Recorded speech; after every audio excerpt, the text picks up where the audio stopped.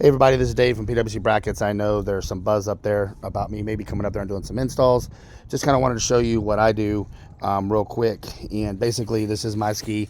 This one is running a 400 watt amplifier, and actually it's more than that because we're running a little bit larger amp that we sell. But this one here does have a factory looking pod that we made for the 17 or the 21, so you no longer have to use the regular pods like this. Now, we did used to sell those. They're actually very good. We make our own. They handle a lot of power, more power than the JL Audio actually. The JL Audio is rated at about 75 watts. Ours comes in at 120 watts. Also, the amplifier we're using is rated at 100 times 4 at 4 ohm at 12.6 volts, which is going to be more, again, than the JL Audio amp that most people use, unless you're getting into the much bigger amps. We do make the pods as well. I have 4s and 6.5s on this one, running on a 400 watt amplifier, and that's RMS power, by the way, guys, not passive power.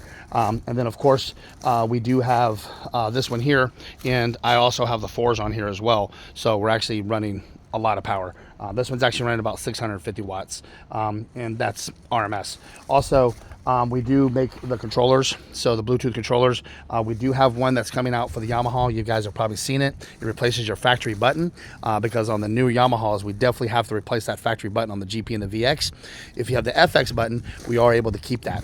And obviously, everybody knows that I am the original maker of the rings, so we allow you to upgrade. If you have a factory system on a Yamaha, we can upgrade you to the factory from a 4 to a 6.5 inch speaker without cutting your pod or without mounting pods on the side of your ski. Now, with the Sea-Doos, if you don't have a factory system, we typically suggest going with the 4s on the hood, like I have on both of these skis here.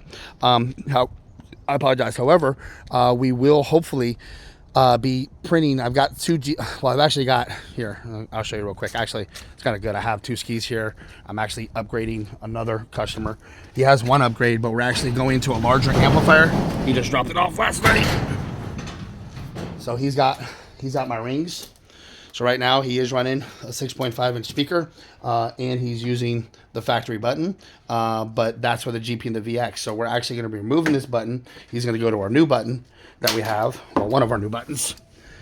Go to our new button that we have, and we didn't have to cut anything. All my ring just brings it up, and he's getting an upgrade. So right now he's running 100 watts per side, but we're actually about to drop in our new speaker we just came out with that is able to handle up to 250 watts, and he's going to be bridging his amplifier, getting way more power. So it's going to be super loud, stupid loud.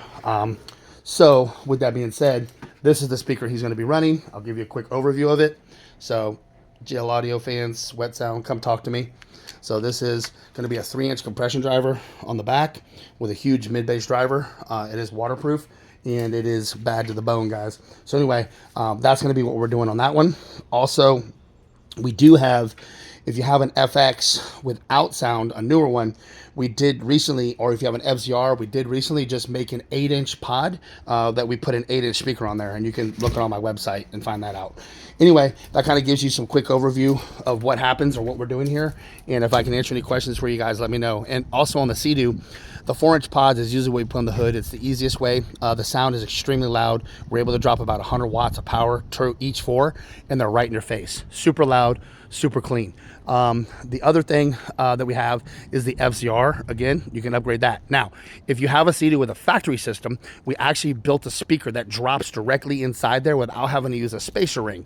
That speaker I showed you just now, the really big speaker, that'll actually work on the Sea-Doo as well, but we have a different grill cover for it, but that will work. And again, we're able to use the same amplifier, and we are able to use your factory button on your Sea-Doo. So we just integrate right into your factory button, run the wires, hook the amp up. Now, obviously, if I'm doing the install, I can knock it out for you guys fairly good.